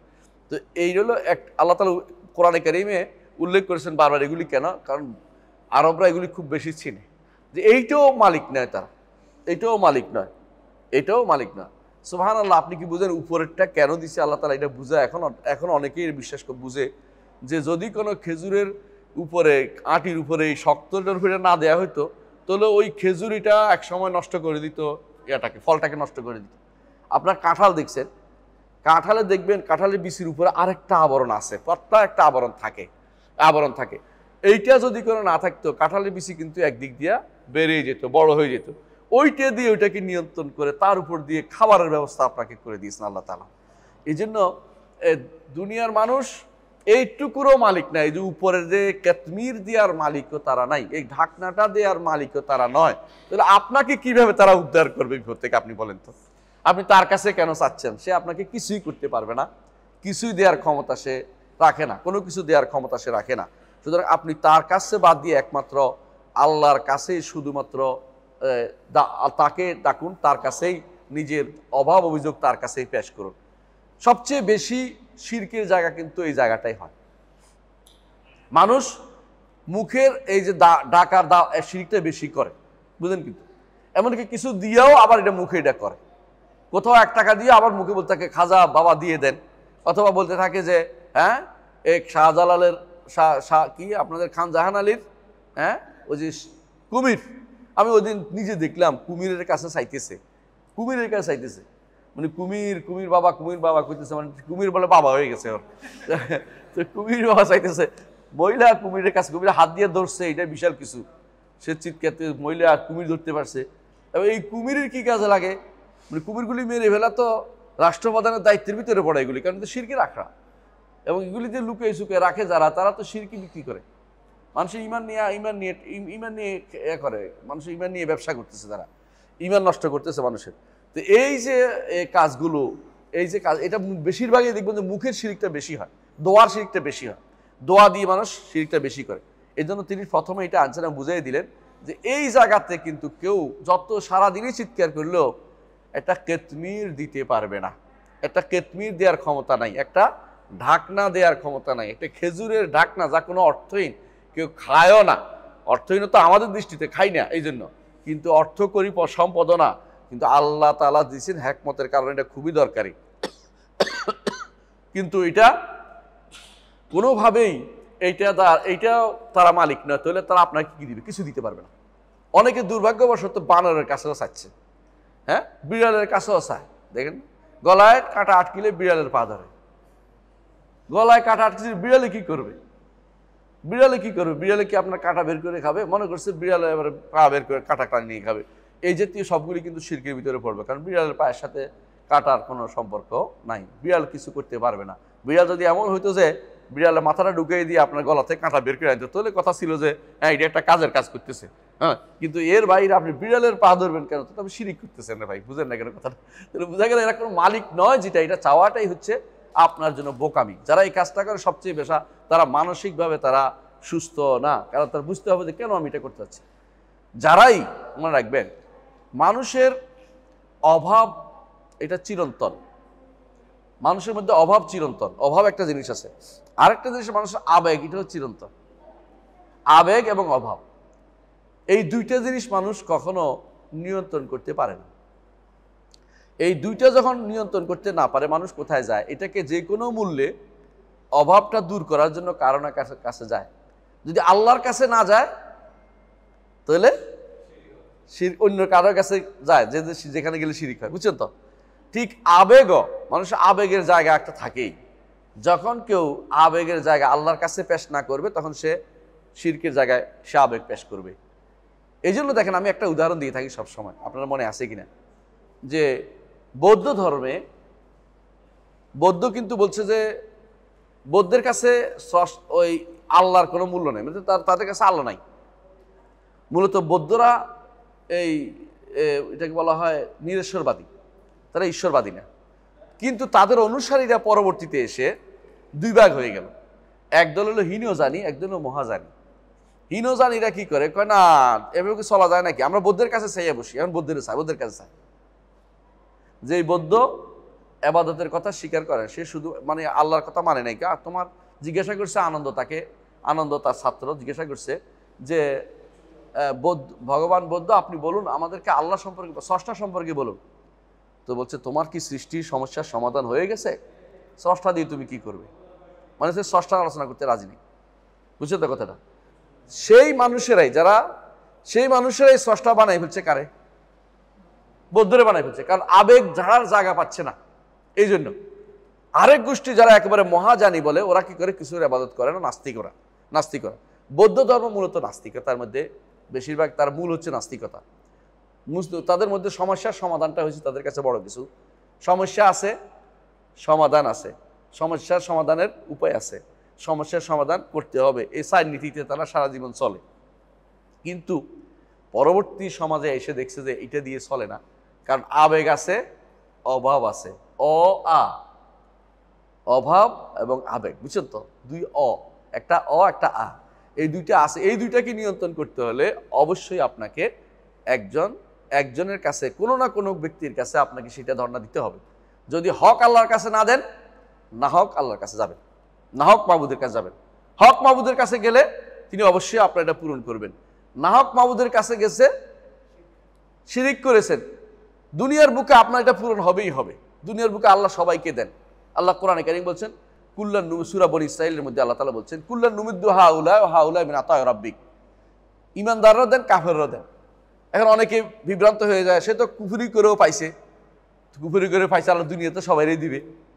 দুনিয়াতে কাফের আল্লাহ খাওয়ায় না, খাওয়াচ্ছে না, কাফেরের সন্তান দিচ্ছে না, কাফেরের সুস্থতা দেয় না, কাফের রেখে জমি জামা দিচ্ছে না, কাফের রাজত্ব দিচ্ছে না, চাকরি দিচ্ছে না। তাহলে আপনি দুনিয়ার বুকে তিনি সব দুইটাই দিবেন, কোনো সন্দেহ নেই। তিনি বলেই দিয়েছেন কোরআনে কারিমে কুল্লান নুমিদ্দু হাউলা ওয়া হাউলা, কাফেরও দিব, ঈমানদারও দিব, কোনো সমস্যা নেই দুনিয়ার। কেন? যদি না দেই তাহলে কি হবে? আমার পরীক্ষার জায়গাটা স্পষ্ট হবে না। কে আমাকে ভুলে না গিয়ে আমার অনুসরণ করে চলে, যত কিছুই হোক আল্লাহকে মেনে চলবো, সেই ব্যক্তি হচ্ছে আমার বান্দা। আর যে ব্যক্তি দুনিয়া পাইয়া আমাকে ভুলে যায়, সে ব্যক্তি আমার বান্দা না, দুনিয়ার বান্দা, দুনিয়ার বান্দা হয়ে যাবে। এই জন্য আল্লাহ তাআলা দুনিয়ার বুকে পরীক্ষার জন্য সবাইকে দেন। আখিরাতে যেহেতু পরীক্ষার জায়গা নয়, সেটা যেহেতু মৌলিকভাবে সেটা কিসের জায়গা? প্রতিদানের জায়গা, যাজার জায়গা, সেহেতু সেখানে শুধুমাত্র আল্লাহ ঈমানদারদেরকে শুধু প্রতিদান দিবেন, সেখানে আর এই পরীক্ষার প্রয়োজন। এই জন্য তাদেরকে কিছুই দিবেন না, কিছুই দিবেন না, শুধু জাহান্নাম আর জাহান্নাম, তাদের জন্য কোনো সামান্যতম কোনো দয়া অবশিষ্ট সেখানে থাকবে না। এই জন্য প্রথম যে দোয়ার কথা বলেছেন, দোয়া কার জন্য হবে? একমাত্র আল্লাহর জন্য। দলিল দুইটা আবারও বলছি, একটা হচ্ছে আর দোয়া হুয়াল ইবাদা হাদিস, আরেকটা কোরআন আয়াত। আল্লাহ তাআলা বলছেন হ্যাঁ কুলিদুল্লাযিনা ওয়াকালা রাব্বুকুম উদউনি আস্তাজিব লাকুম, সূরা গাফিরের 60 নম্বর আয়াত, সূরা গাফিরের 60 নম্বর আয়াত। ওয়াকালা রাব্বুকুম উদউনি আস্তাজিব লাকুম, তোমাদের রব বলছেন, নির্দেশ দিচ্ছেন, আমাকে ডাকো, আমি তোমাদের ডাকে সাড়া দেব। ইন্নাল্লাযিনা ইস্তাকবারুনা আন ইবাদাতি, যারা আমার ইবাদত করতে অহংকার করে, সায়াদখুলুনা জাহান্নামা দাখিরিন, জাহান্নামে তারা অধোমুখে পড়বে, অর্থাৎ তারা অপমানিত হয়ে পড়বে, অপমানিত হয়ে পড়বে। এটা হলো একটা দলিল। কিছু দলিল দিছে দোয়া ইবাদত, দোয়া ইবাদত মুখস্থ রাখতে হবে। দোয়া দুইটা আয়াত দুইটা মুখস্থ রাখবেন অবশ্যই ইনশাআল্লাহ। আরো অনেক আয়াত আছে, শুধু আমরা এটা দুইটা আয়াত দেখাইলাম, আরো অনেক আয়াত আছে। উনি যা দিচ্ছেন তা আমরা বললাম। দ্বিতীয় অংশ ভয় করা ইবাদত। এবার দলিলুল খাউফ, তিনি বলতেছেন দলিলুল খাউফ, ভয় করা যে ইবাদত, এটার প্রমাণ দেন। অনেকে বলবে ভয় করা ইবাদত না, এর প্রমাণ করে দিচ্ছে ভয় করা ইবাদত। ভয় করা আল্লাহ তাআলার বাণী, সূরা আলে ইমরানের 175 নম্বর আয়াত। সূরা আলে ইমরানের 175 নম্বর আয়াতে আল্লাহ তাআলা বলছেন ফালা তাখাফুহুম ওয়া খাফুনি ইন কুনতুম মুমিনিন, তাহলে তা তোমরা ফালা তাখাফুহুম, কাফেরদের ভয় করো না, কাফেরদের ভয় করো না, ওয়া খাফুনি, আমাকে ভয় করো, ইন কুনতুম মুমিনিন, যদি তোমরা ঈমানদার হও। কাকে ভয় করো? একমাত্র আমাকে ভয় করো, কাফেরদের ভয় করো না। এবং কাফেরদের যাদেরকে ভয় দেখায় ওদেরকেও ভয় করো না, কাফেরদেরও ভয় করো না। কাফেররা ভয় দেখায় কাদেরকে? যে আমাদের এই অমুক অমুক অমুক আমাদের কি আছে, নেতা নেতা আছে, ও নেতা খেতার ভয় করো না। কার ভয় করবা? একমাত্র খাফুনি, একমাত্র আমাকে ভয় করো। এইটা নাম হচ্ছে, এটা হচ্ছে আল্লাহর নির্দেশ। যদি তোমরা ঈমানদার হও তাহলে আমাকে ছাড়া কাউকে ভয় করো না। এটা হচ্ছে নির্দেশ যে ভয় কি? ইবাদত। কারণ এটা আল্লাহর জন্যই করতে হবে, কারোর জন্য এই ভয় করা যাবে না। আচ্ছা আসেন, এই আলোচনা একটু লম্বা আছে, এই জন্য বুঝাই বলতেছি। খাউফ কাকে বলে? ভয় কাকে বলে? এখানে খাউফ কথা বলছে, ফালা তাখাফু। খাউফ, খাউফ হচ্ছে ভবিষ্যতে ভয়াবহ কোনো পরিণতির জন্য যদি কোনো কিছু ভয় করে, নাম হলো খাউফ। এর শব্দ আরেকটা আছে ওয়াজাল, ওয়াজাল একটা শব্দ আছে কোরআনে। এটার অর্থ হচ্ছে যে ভবিষ্যতে নয়, ভবিষ্যতে নয়, এটা হচ্ছে যে আপনি এই মুহূর্তে একটা বিপদে আছেন, খুব টেনশানে আছেন, এটা নাম হলো ওয়াজাল। আরেকটা হচ্ছে আপনি জেনে গেছেন যে আপনার অন্তরের ভিতরে সার্বক্ষণ ভয় কাজ করতেছে যে কখন না আল্লাহ তাআলা আমাকে শাস্তি দিয়ে শেষ করে ফেলে, এই ভয়ে আছেন আপনি, এটার নাম হচ্ছে খাসিয়া। তাহলে কোনোটা আছে খাসিয়া, কোনোটা আছে ওয়াজাল, কোনোটা আছে খাউফ। তিনটাই আল্লাহর জন্য হতে হবে, একটাও দুনিয়ার কারোর জন্য হতে পারবে না।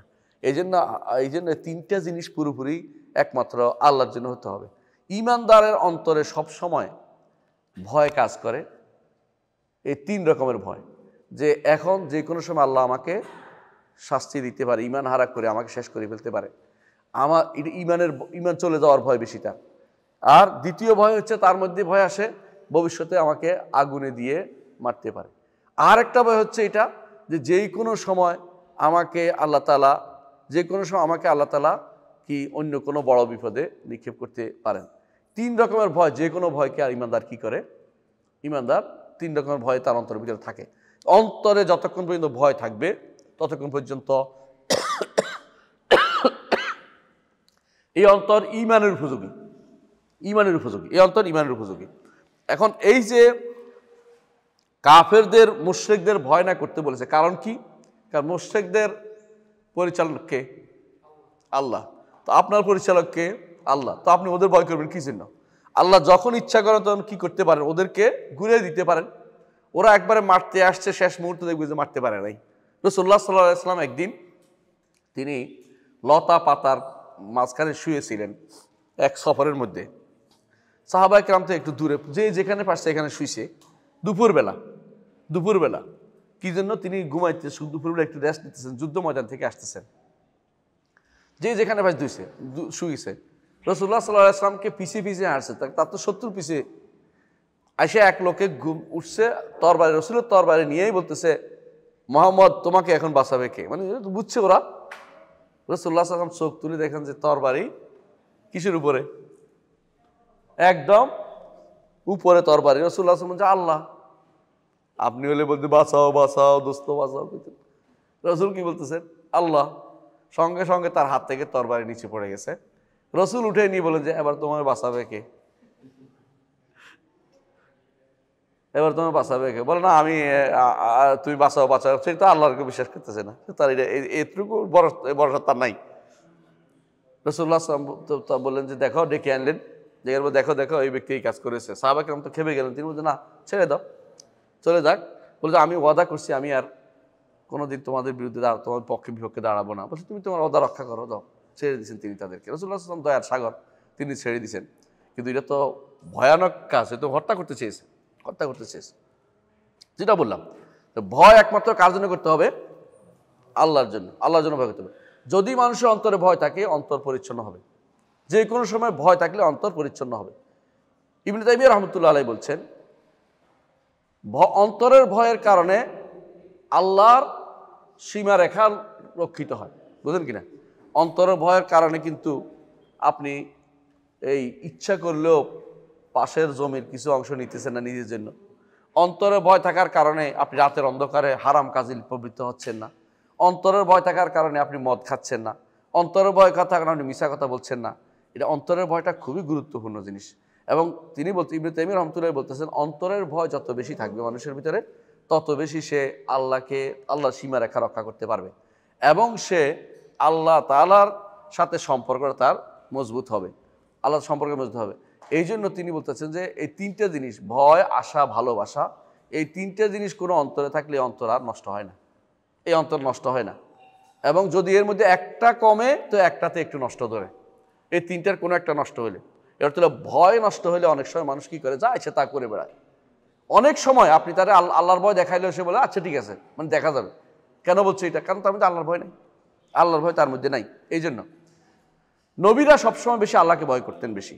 দলিল দেখেন, সূরা আরাফের 59 নম্বর আয়াতে আল্লাহ তাআলা বলছেন, নূহ আলাইহিস সালাতু ওয়াস সালাম বলেন, ইন্নী আখাফু আলাইকুম আযাবা ইয়াউমিন আযীম, আমি ভয় করছি, ভয়াবহ আযাবের ভয় করছি তোমাদের উপরে। আমি তোমাদের উপরে ভয়াবহ আযাবের ভয় করছি। নূহ আলাইহিস সালাতু ওয়াস সালাম বলছেন তাদের কওমকে, তিনি ভয়ে ছিলেন। অনুরূপভাবে দেখেন, শুআয়ব আলাইহিস সালাতু ওয়াস সালাম তার কওমকে বলেছেন, সূরা হুদের 84 নম্বর আয়াতে আল্লাহ তাআলা বলছেন, ইন্নী আখাফু আলাইকুম আযাবা ইয়াউমিন মুহীত, আমি তোমাদের জন্য সেই প্রলয়ঙ্কারী, যে সব কিছু ঘিরে রাখবে যে আযাব, সেই আযাবের ভয় করতেছি তোমাদের উপর। কে বলছেন? শুআয়ব আলাইহিস সালাম তার কওমের জন্য বলছেন। মুহাম্মদ রাসূলুল্লাহ সাল্লাল্লাহু আলাইহি ওয়াসাল্লাম তিনিও এই আযাবের ভয় দেখিয়েছেন। তিনি বলছেন, ইন্নী আখাফু ইন আসাইতু রাব্বি আযাবা ইয়াউমিন আযীম, হে নবী আপনি বলে দিন, যদি আমি অবাধ্য হই, আমার রবের অবাধ্য হই, আমি ভয় পাচ্ছি যে আমাকে না পাকড়াও করা হয় সেই মহাদিনে, বড় দিনে। আবার বলেছেন, আল্লাহ তাআলা বলছেন, ওয়া ইন তাওয়াল্লাউ, যদি এরা মুখ ফিরিয়ে নেয়, ফা ইন্নী আখাফু আলাইকুম, তাহলে আমি তোমাদের ভয় করতেছি আযাবা ইয়াউমিন কাবীর, বড় দিনের আযাবের। সূরা হুদের মধ্যে 3 নম্বর আয়াতে এটা বলছেন। এর অর্থ হচ্ছে সূরা হুদের মধ্যে বারবার আল্লাহ তাআলা এবং সূরা আনআমের মধ্যে আল্লাহ তাআলা আমাদেরকে দেখিয়েছেন যে নবীরা পর্যন্ত ভয়ে সবসময় বিবল থাকতেন, সবচেয়ে বেশি ভয় করতেন নবীরা। বেশি ভয় করতেন। নবী সাল্লাল্লাহু আলাইহি ওয়াসাল্লাম যখন সালাত আদায় করতেন তার অন্তরের ভিতরে ডেক্সি যেরকম উতরায়, ডেক্সি উতরায় না, শব্দ করে, এরকম শব্দ হতে থাকতো। সাহাবায়ে কেরাম বলেছেন কেন তিনি কাঁদতেন, ভয়ে কাঁদতেন। এটা উল্লেখ করেছেন কে? ইমাম নাসাই হাদিসটি উল্লেখ করেছেন এবং সহিহ হাদিস। তাহলে কেন এগুলি করতেন? ভয়। এই জন্য ইবনে তাইমিয়া রাহমাতুল্লাহ আলাইহি এটাও বলেছেন, যখনই একজন মানুষের অন্তরে আল্লাহ সম্পর্কে যে বেশি জানে, আল্লাহকে সে বেশি ভয় করে। যে আল্লাহকে বেশি জানে, যত কম জানবে তত বেশি সে আল্লাহকে ভয় কম করবে। এই জন্য অর্থ হচ্ছে যার ভয় কম হওয়ার মূল কারণ হচ্ছে আল্লাহকে না জানা, এই জন্য আল্লাহকে যে বেশি জানে, আল্লাহকে বেশি সে ভয় করে। এই জন্য রাসূলুল্লাহ সাল্লাল্লাহু আলাইহি ওয়াসাল্লাম একটা হাদিস তিনি বলছেন, আল্লাহ ইন্নী আল্লাহ আ'লামুহুম বিল্লাহ ওয়া আশাদ্দুহুম লাহু খাশিয়াতান, তাদের মধ্যে আমি, অর্থাৎ মানুষের মধ্যে আমি বেশি আল্লাহকে জানি, এই জন্য আল্লাহকে বেশি ভয় করি। রাসূলের কথা এটা। এই জন্য রাসূলুল্লাহ সাল্লাল্লাহু আলাইহি ওয়াসাল্লাম বেশি আল্লাহকে ভয় করতেন। সহিহ বুখারীতে হাদিসটি এসেছে।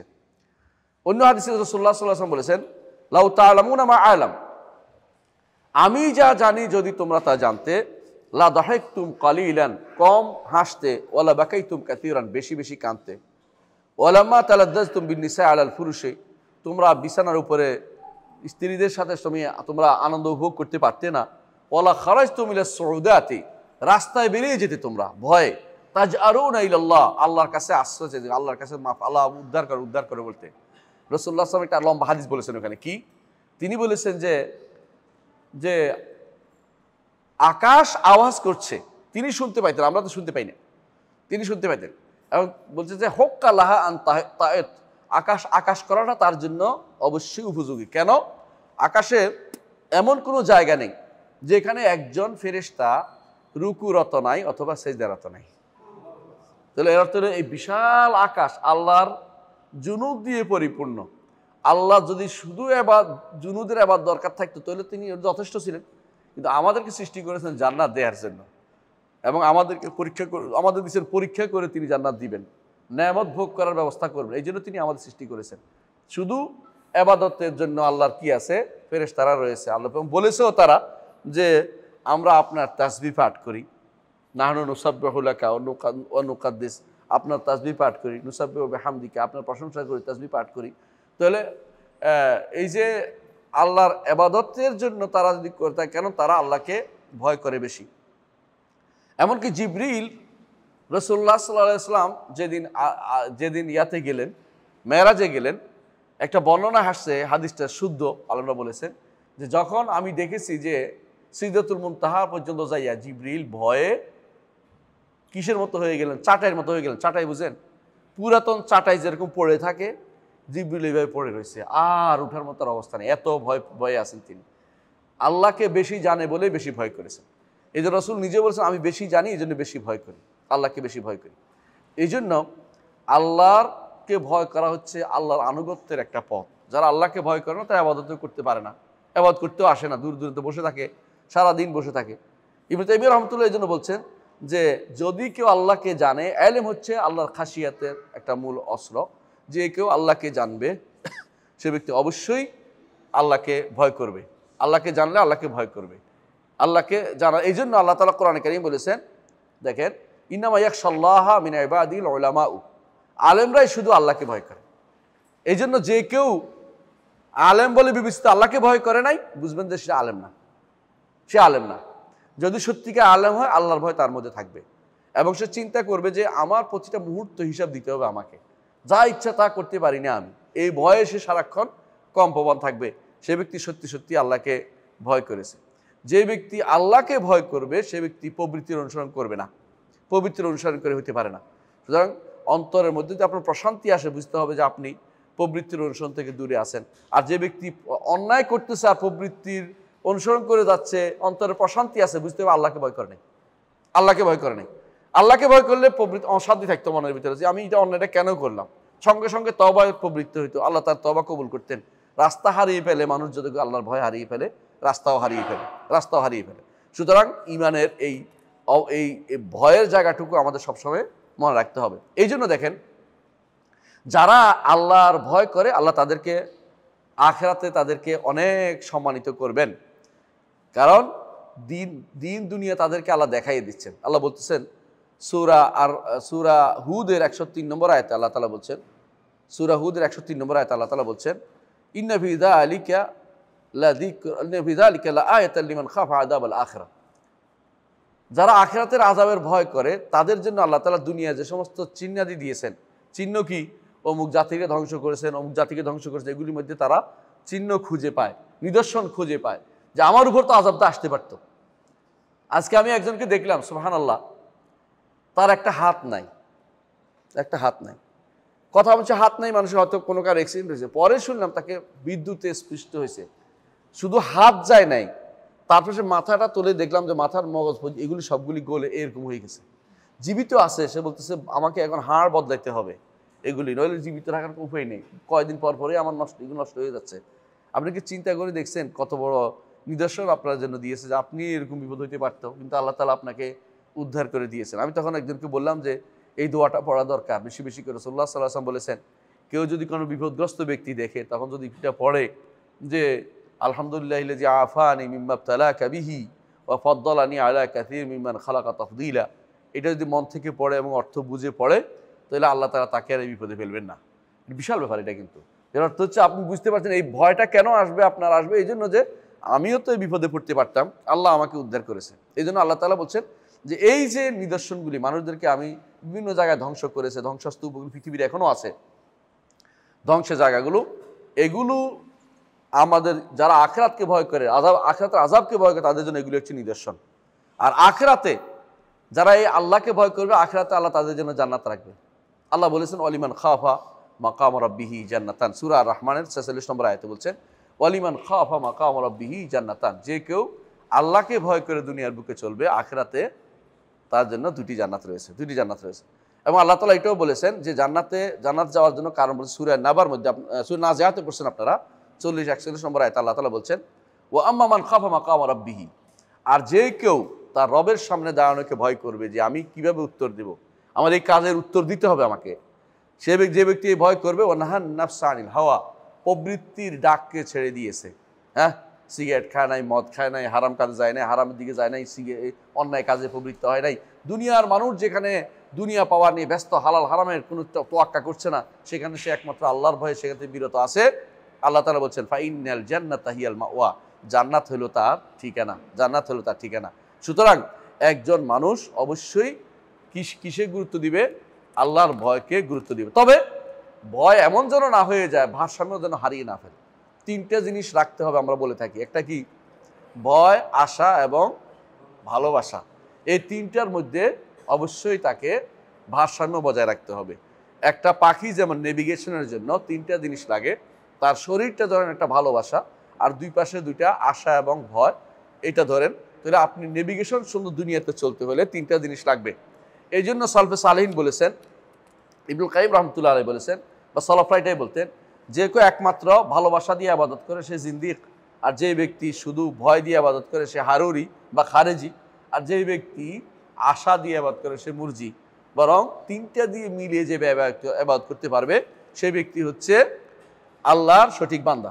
এর দলিলও রাখবে, কিন্তু এটাতে কইছে দলিল কি? দলিল হচ্ছে সূরা বনী ইসরাঈলের 157 নম্বর আয়াত। সূরা বনী ইসরাঈলের 157 নম্বর আয়াত আল্লাহ তাআলা বলছেন উলাইকাল্লাযিনা ইয়াদউনা ইয়াবতাগুনা ইলা রাব্বিহিল ওয়াসিলাতা, এরা এই সকল বান্দা যারা আল্লাহকে ডাকে, আল্লাহর কাছে নৈকট্য তালাশ করে। দুইটা জিনিস, আল্লাহকে ডাকে, আল্লাহর নৈকট্য তালাশ করে। আইয়ুহুম আকরাব ওয়া ইয়ারজুনা রাহমাতাহু ওয়া ইয়াখাফুনা আযাবা, আল্লাহর নৈকট্য তালাশ করে ভালোবেসে, ওয়া ইয়ারজুনা রাহমাতা, রহমতের আশা করে, রাজা আশা করে, ওয়া ইয়াখাফুনা আযাবা, আযাবের ভয় করে। তিনটা জিনিস পাওয়া গেল একই আয়াতের ভিতরে, তিনটা জিনিস। ঈমানদারের তিনটা জিনিস থাকতে হয়। দলিল সূরা বনী ইসরাঈলের 157 নম্বর আয়াতে আল্লাহ তাআলা উল্লেখ করেছেন তিনটেই, যে ঈমানদার কাজ হচ্ছে ভালোবেসে আল্লাহর নৈকট্য তালাশে থাকে, সাথে আশা করে যে রহমত পাবে, সাথে ভয় করে যে আযাব থেকে বাঁচতে পারার ভয় তার থাকে। হ্যাঁ, 157 না 157 কত? 11। আচ্ছা, হতে পারে। তো এটা আমার ভুল হচ্ছে হয়তো। এটা দেখেন তো, আমি আবার দেখে দিচ্ছি, 1 মিনিট। হ্যাঁ, ইয়াদুনা ইয়াবতাগুনা রাব্বিহিমুল ওয়াসিলাতা আইয়ুহুম আকরাবু ইয়ারজুনা রাহমাতাহু ওয়া ইয়াখাফুনা আযাবা ইন্না আযাবা রাব্বিকা ইন্না আযাবা রাব্বিকা কানা মাহযুরা। আচ্ছা দেখতেছি ইয়াবতাগুনা রাব্বিহিমুল ওয়াসিলাতা ওয়া মিনিট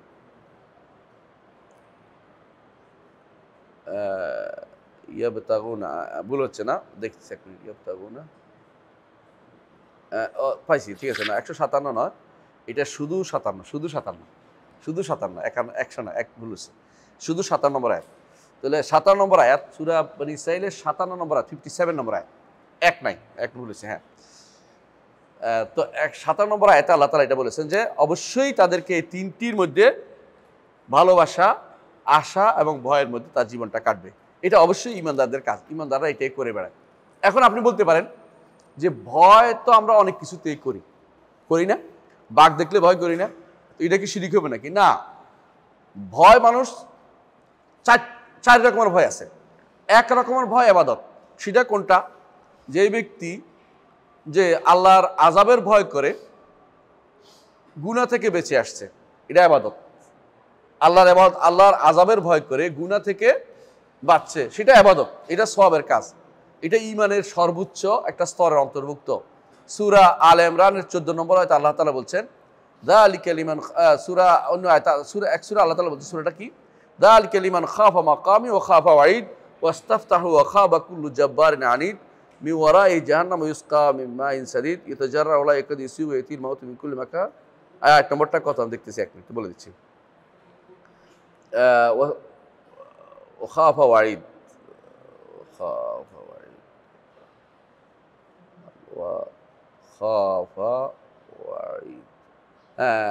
সূরা ইব্রাহিমের 14 নম্বর, সূরা ইব্রাহিমের 14 নম্বর, সূরা ইব্রাহিমের 14 নম্বর আয়াতে আল্লাহ তাআলা বলছেন যে যালিকা লিমান খাফা মাকামি ওয়া খাফা ওয়াঈদ, যে কেউ আমার অবস্থানের ভয় করবে, আমার ধমকিকে ভয় করে জাহান্নামের কাছ থেকে বেঁচে আসবে, আল্লাহ তাআলা তার জন্য জান্নাতের ব্যবস্থা রেখেছেন। তো বোঝা গেল ঈমানের সর্বোচ্চ স্তরের মধ্যে একটা হচ্ছে যে আল্লাহ তাআলাকে ভয় করে, আল্লাহ তাআলার আযাবকে ভয় করে, গজবকে ভয় করে, আল্লাহ তাআলা যেখানে নিষিদ্ধ, যে সমস্ত কাজ নিষিদ্ধ সেগুলি পরিত্যাগ করা।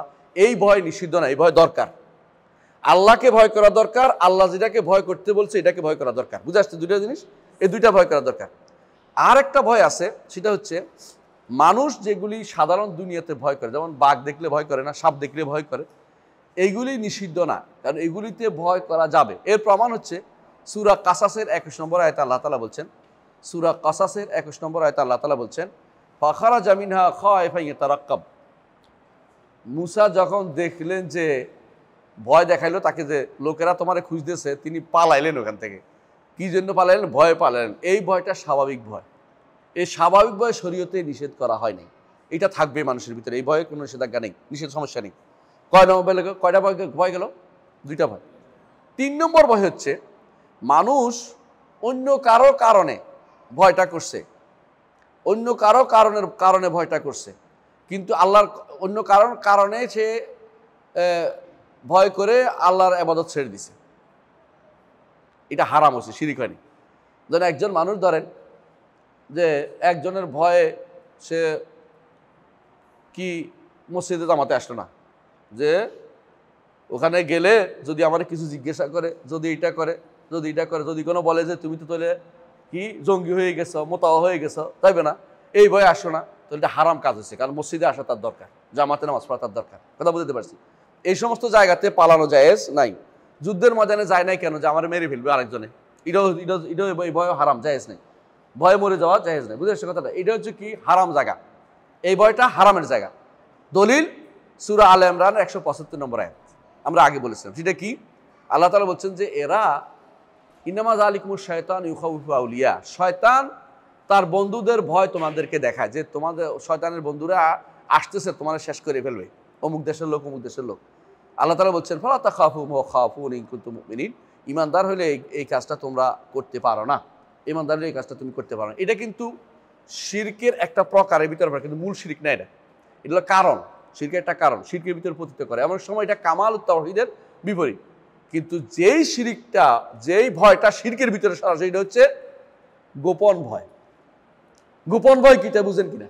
গোপন ভয় হচ্ছে এটা যে মনে মনে ভয় মরে যাচ্ছে যে কবরের 10টা টাকা দিলাম না, আমার গাড়ি তো ফালাই দিব, কোনো কারণ নাই, কবর কিছু করতে পারে, অথবা মূর্তি কিছু কোনো কারণ নাই কিছু করতে পারে না, অথবা পিশাব কিছু করতে পারে না, সে মনে মনে দূর থেকে মরে যাচ্ছে, অথবা এই গজার মাছ, অথবা ধরেন কি কচ্ছপ, এগুলির ভয়ে মরে যাচ্ছে সে। এইটার নাম হচ্ছে যেটা আসলে কোনো কারণে নাই, কারণের ভিতরে পড়ে না, কিন্তু ভিতরে ভিতরে অন্তরের ভিতরে ডরে ভয়ে মরে যাচ্ছে। হ্যাঁ, একবার থুতু দেয়, এরম করে কি জন্য এই রাতের বেলা এইগুলো করতেছে, এগুলো সব হচ্ছে শিরকের। এইটা হচ্ছে শিরকের ভয়, বুঝলেন? শিরকি ভয়টার নাম, যেই ভয়ের সঙ্গত কোনো কারণ নাই। এবং এটা হলো শুধুমাত্র জুজু বুড়ির ভয় করে না মানুষ, জুজুর ভয় মনের ভিতরে ঢুকছে, এখন সে ভয়ে মরে যাচ্ছে, ঘরের ভিতরে চিৎকার করে মরে যাচ্ছে, কি জন্য? হুজুরে টাকা দিয়ে না আসলে আমি আজকে শেষ, তাই না? এই জন্য চিন্তা ভাবনা যারা করছে, এগুলি হচ্ছে শিরকে আকবর, মহা শিরক, বড় শিরক। এবং এটা হচ্ছে এই ভয়ের শিরিক, এটা হচ্ছে আসল ভয়, যে জায়গাতে শিরিকটা হয়, বুঝছেন তো? আর বাকি একটা জায়গা আছে যেখানে আল্লাহর কোনো বান্দার ভয়ে আল্লাহর ইবাদত থেকে বিরত থাকা, এইটাও হারাম এবং শিরকের একটা কারণ। আরেকটা হচ্ছে ভয় হচ্ছে যেটা মানুষের প্রাকৃতিক ভয়, এটা বলছি। আরেকটা ভয় হচ্ছে যেটা আল্লাহর ইবাদতের, আল্লাহর ভয়, আল্লাহকে ভয় করা, এবং আল্লাহ তাআলা যেটা ভয় করতে বলছেন এটাকে ভয় করে চলা, যেটা ছেড়ে দিতে ছেড়ে দিয়ে চলা, এটাও ইবাদতের অন্তর্ভুক্ত। তাহলে 4 রকমের ভয়ের কথা আমি উল্লেখ করেছি। এর মধ্যে এক রকম হচ্ছে একেবারে খাঁটি ইবাদত, আরেকটা রকম হচ্ছে কোনো গুনাহ নাই, কিন্তু এটা হলো প্রাকৃতিক জিনিস, যে আমি বাঘ দেখলে ভয় করি। আরেক রকম হচ্ছে এইটার ভয়ে আমি আল্লাহর ইবাদত করা বন্ধ করে দিছি, এটা হারাম এবং শিরকের কারণ। আরেকটা হচ্ছে মনে মনে একটা ভয় ঢুকায় রাখছি, কোনো কারণ নাই, প্রসঙ্গত কোনো কারণ নাই, মনে মনে আমি আল্লাহ ছাড়া অন্য কারোর জন্য ভয় ঢুকায় রাখছি, সেটা হচ্ছে বড় শিরিক। এবং হচ্ছে বড় শিরিক, এটা হলে একজন মানুষ তখন জাহান্নামে যাওয়ার জন্য আর কিছু বাকি থাকে না। বুঝে আসছে কথাটা? জাহান্নামে হওয়ার জন্য আর কিছু বাকি থাকে না একটা মানুষ। এই জন্য একজন মানুষ, যেই ব্যক্তি দুনিয়াতে একমাত্র আল্লাহকে ভয় করে চলবে, আর কাউকে না, আখিরাতে সে নিরাপদ হয়ে যাবে। আখিরাতে আর কোনো ভয় থাকবে না। দুইটা ভয় একসাথে হইতে পারে না, যেমন দুইটা পানি একসাথে হইতে পারে না। হাদিসে রাসূলুল্লাহ সাল্লাল্লাহু আলাইহি ওয়াসাল্লাম বলেছেন যে একটা হচ্ছে চোখের পানি, যে ব্যক্তি আল্লাহকে ভয় করে চোখের পানি ছেড়ে দিয়েছে, হ্যাঁ, আর তো জাহান্নামের আগুন একসাথ করবে না আল্লাহ তাআলা। হাদিসে রাসূলুল্লাহ সাল্লাল্লাহু আলাইহি ওয়াসাল্লাম বলেছেন, এটা হাদিসে রাসূলুল্লাহ সাল্লাল্লাহু আলাইহি ওয়াসাল্লাম বলেছেন যে দুইটা জিনিস একসাথ করবেন না আল্লাহ তাআলা। এটা হলো চোখের আগুন, আল্লাহকে ভয় করে চোখের পানি ছেড়ে দিয়েছে, আর জাহান্নামের আগুনে তারা আবার জ্বালাবেন, এটা না। আল্লাহ তওবা করলে আল্লাহ মাফ করবে, এটা হলো বড় কথা। তেমনিভাবে যে ব্যক্তি দুনিয়ার বুকে একমাত্র আল্লাহকে ভয় করে চলেছে, আখিরাতে সে মিন ফাজার ইয়াউমাইযিন আমিনুন, সেদিন নিরাপদ থাকবে যত ভীতি থেকে। মিন ফাজার ইয়াউমাইযিন আমিনুন, আল্লাহ বলছে যে কোনো ভয় থেকে সেদিন সে নিরাপদ থাকবে। হ্যাঁ, এই আল্লাহ তাআলা কোরআনে কারীম বলছেন যে অন্য আয়াতে বলছেন যে যারা এটা করবে তাদেরকে তাতালাক্কাহুল মালায়েকা, ফেরেশতা তাদের সাথে সাক্ষাৎ করবে। হাযা ইয়াউমুকুমুল্লাযী কুনতুম তুআদুন, এটা ওই দিন যেদিন তোমাদের ওয়াদা তোমাদেরকে দেয়া হয়েছিল।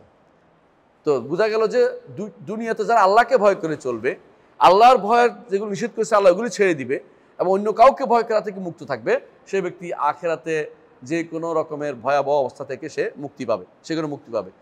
আর যে যার এরকম যেই ব্যক্তি আল্লাহর ভয় থাকবে তার মধ্যে, সে আর কোথাও শান্তি পাবে। ধরেন আপনি দুনিয়ার বুকে ভয় করলে কোথায় সাজায় শান্তি পান বলেন তো? ঘরের বাইরে ভয় দেখছেন, ঘরে যায় শান্তি পান না?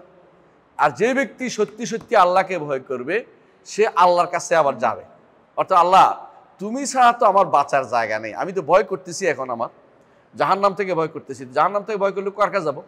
আল্লাহর কাছে। লা মালজা ওয়ালা মিনকা, লা মালজা ওয়ালা মারজা ইল্লা মিনকা, যেটা লা মানজা অর্থাৎ বাঁচতে পারবো না, ওয়ালা মালজা আশ্রয় নিতে পারবো না, ইল্লা ইলাইকা আপনার ছাড়া কারো কাছে আশ্রয় নেওয়ার জায়গা নেই। এইটা যেদিন বুঝবে সেদিন তো ইমানে পাকপোক্ত মানুষ, ইমানের সত্যিকার মানুষ বিবেচিত হবে। এই জন্য একজন মানুষ এই ইমানের এই জায়গাটুকু আমাদের সবসময় খেয়াল রাখতে হবে, যে ইমান যদি টিকে রাখতে হয় আমাদেরকে আল্লাহকে একমাত্র ভয় করতে হবে। যদি আল্লাহকে ভয় করি, ওই সময় বোঝা যাবে আমার ভয়টা আল্লাহর জন্য ঠিক আছে, যখন আমার ভয়ের পরে আল্লাহর কাছে গিয়েই শেষ হয়। ভয় করে পীরের কাছে নয়, ভয় করে কবরের কাছে নয়, আল্লাহকে ভয় করছি, এখন অন্য মানুষের কাছে আশ্রয় নিচ্ছি, তোর বোঝা গেল আসলে মিথ্যা কথা। আমি আল্লাহকে ভয় করছি না, আল্লাহকে ভয় করলে শুধু আল্লাহর কাছেই আশ্রয় নিচ্ছি, আর কোনো রকমের কারো কিছুর আশ্রয় আমি ধার যাচ্ছি না, তাহলে সত্যিকার অর্থে সে আল্লাহকে ভয় করছে। আমি কি বুঝাতে পারছি কথাটা? আমরা দুইটা জিনিস জানলাম, একটা হচ্ছে আল্লাহর ইবাদত করতে হবে, একটা হচ্ছে আল্লাহকেই শুধুমাত্র ভয় করতে হবে, এবং এই দলিলগুলি আলোচনা করেছি। আগামী ক্লাসে ইনশাআল্লাহ আলোচনা করব অন্যান্য প্রকার আছে, যেমন আল্লাহকেই শুধুমাত্র আল্লাহর কাছে আশা করতে হবে এবং আল্লাহকে ভালোবাসতে হবে, এই যে যতগুলি আলোচনা আছে সেগুলো ইনশাআল্লাহ আগামী ক্লাসে করবো। সুবহানাকাল্লাহু ওয়া বিহামদিকা আশহাদু আল্লা ইলাহা ইল্লা আনতা আস্তাগফিরুকা ওয়া আতুবু ইলাইক। আসসালামু আলাইকুম ওয়া রাহমাতুল্লাহি ওয়া বারাকাতুহু।